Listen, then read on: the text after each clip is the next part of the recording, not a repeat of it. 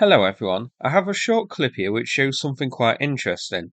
This clip, filmed by a Russian soldier in a helicopter, shows the wreckage of a destroyed Russian helicopter at Melitopol Air Base. The helicopter is in such a bad condition we can't tell what type it is, but it's interesting to see that Russia looks to keep its helicopters here separated in defensive berms for protection and to minimise losses, rather than grouping them close together, as they have done at other air bases we've seen. Also, note the impressive trigger discipline by the soldier. Brilliant. Now, I'm not sure how old this loss is, but it does look fairly recent. So let's check the geolocation and see what could have hit this. But early signs are looking like this could be storm shadow. So it's been geolocated to here, in this defensive berm. This is at the southern end of the airport. Now, we will turn to deep states and see what can hit this position. And as you can see, HIMARS can reach it, with launchers placed near Orikhiv and Zaporizhia district. Now, whether Ukraine would risk a HIMARS launch from this close to the front lines or not is another question. But Russia has managed to take out 0 HIMARS launchers so far, so it may have been deemed worth the risk to use HIMARS to take out a helicopter at Melitopol.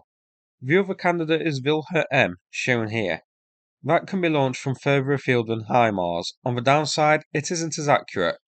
So would Ukraine use these in a precision strike on a small helicopter?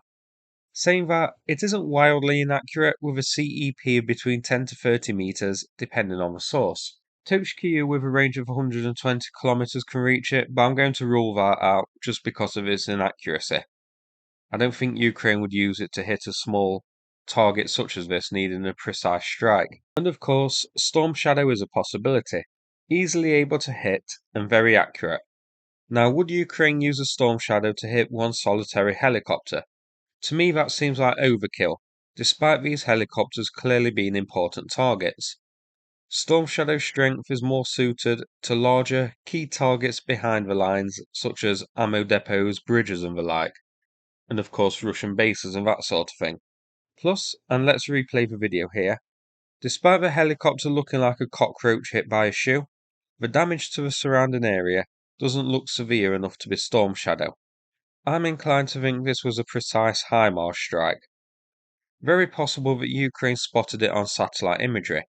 I find it difficult to think we could have had a spotter drone loitering over the airport this far behind the lines, and after seeing it was there on satellite imagery, decided to launch and target it.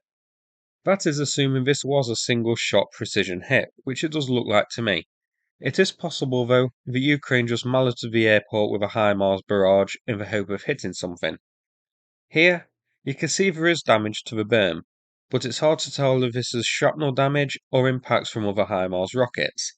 Notably, there's no visible scorching seen from other impacts, so I am inclined to think this helicopter was hit by a single precise GMLRS rather than a barrage being launched at it, and the damage to the berm is just shrapnel damage. Now, I can't tell what helicopter this is because it's in a million pieces, but Russia is nearing the magic number of 100 helicopters visually confirmed as lost. In reality, the true number is likely over 100 already. 37 of these are the important Kar 52 helicopter. So that's it for this video. I hope you found it interesting. If so, please click like and subscribe. I'd appreciate it.